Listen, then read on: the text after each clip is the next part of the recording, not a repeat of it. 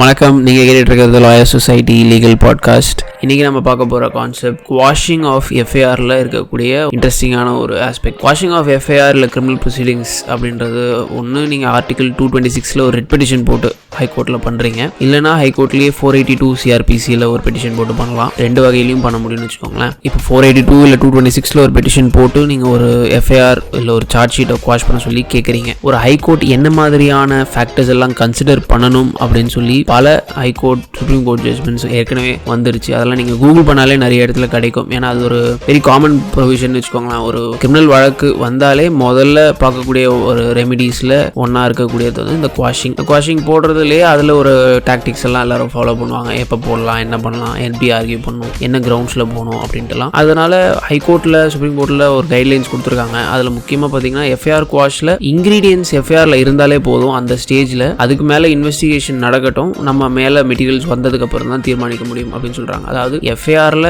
இப்போ 420 ஆஃபென்ஸ்னு சொல்கிறாங்களா, 420க்கு என்னெல்லாம் இருக்கணும் அது மேலோட்டமாக பார்க்குறப்பவே அது கன்வே ஆயிருக்கு. சரி, இவருக்கு பணம் கொடுத்தாரு, அவர் இதை பண்ணார், அதை பண்ணாருன்னு அந்த மாதிரி மேலோட்டமாக பார்க்குறப்பவே ஒரு அஃபென்ஸ் வந்து இருக்கலாம், விசாரிச்சா தான் தெரியும், இப்போதைக்கு இவ்வளோதான் அப்படின்னு அந்த ஜட்ஜுக்கு தோணுனாலே போதும். அவங்க வந்து குவாஷை அலோவ் பண்ண மாட்டாங்க, டிஸ்மிஸ் பண்ணிடுவாங்க.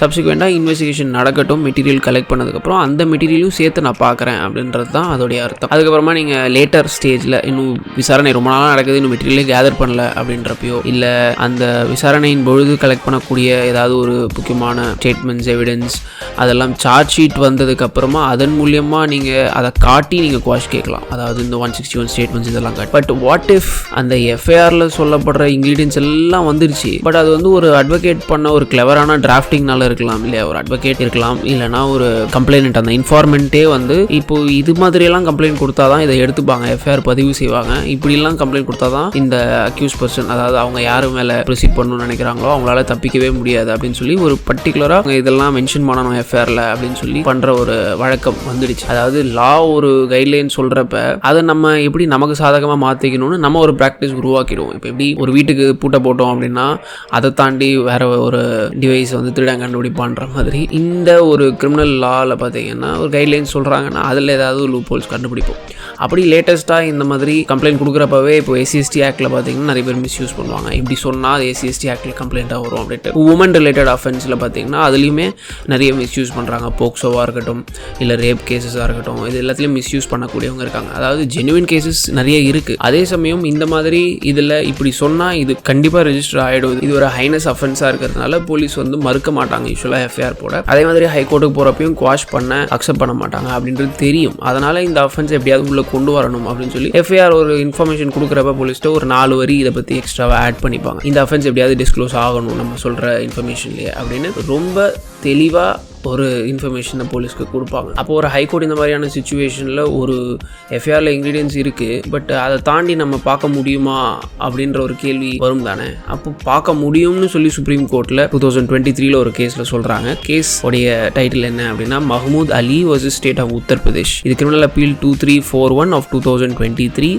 ஜட்ஜ்மெண்ட் வந்து August 8 ஆஃப் 2023 வந்திருக்கு. இதோடைய சைட்டேஷன் எல்லாமே நான் டிஸ்கிரிப்ஷன் பாக்ஸில் விடுறேன்.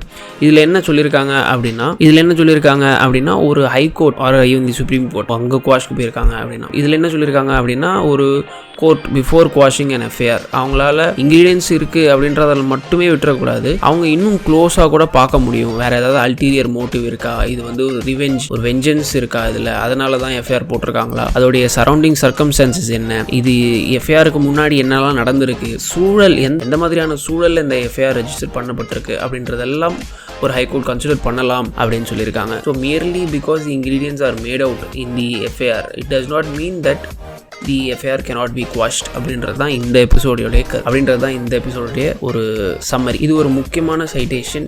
ஏன்னா அதிகபட்சம் இப்போ இன்கிரீடியன்ஸ் எல்லாம் வர மாதிரி கம்ப்ளைண்ட் எப்படி கொடுக்கணும்னு நிறைய பேருக்கு தெரிஞ்சிருச்சு. ஸோ நீங்கள் ஒரு அக்யூஸில் ரெப்ரசென்ட் பண்ணுறீங்க அப்படின்னா நிச்சயமாக அந்த கேஸ் உங்களுக்கு யூஸ்ஃபுல்லாக இருக்கும். இன்கிரீடியன்ஸ் இருக்குது, அதை வச்சு மட்டுமே ஒரு ஹைகோர்ட் டிஸ்மிஸ் பண்ண போகிறாங்க குவாஷ் பெட்டிஷன் அப்படின்னா நீங்கள் நிச்சயமாக சொல்லலாம். சரௌண்டிங் சர்க்கம்ஸ்டன்ஸ் பாருங்கள், அதுக்கு முன்னாடி ஒரு சிவில் டிஸ்பியூட் இருந்தது, வேணும்னே அதை வச்சு தான் இவங்க கிரிமினல் கேஸ் போட்டிருக்காங்க, இல்லை நேற்று நான் போட்ட ஒரு எபிசோட் மாதிரி இப்போ போக்சோ ப்ரொசீடிங் வந்து இனிஷியேட் பண்ணுறதுக்கு ரீசன் வந்து ஃபேமிலி கோட் ப்ரொசீடிங்கில் ஏதோ ஒரு இன்ஃப்ளூயன்ஸ் பண்ணுறதுக்காக வேணும்னே பொய் வழக்கு போடுறாங்க போக்சோவில் அப்படின்றதும் சரௌண்டிங் சர்க்கம்ஸ்டான்ஸ் வச்சு தான் ஒரு அக்யூஸ்டால ஒரு கோர்ட்டுக்கு காட்ட முடியும். பாருங்கள் இது மாதிரி இருக்குது, இதனால தான் இந்த எஃப்ஐஆர் போட்டிருக்காங்க.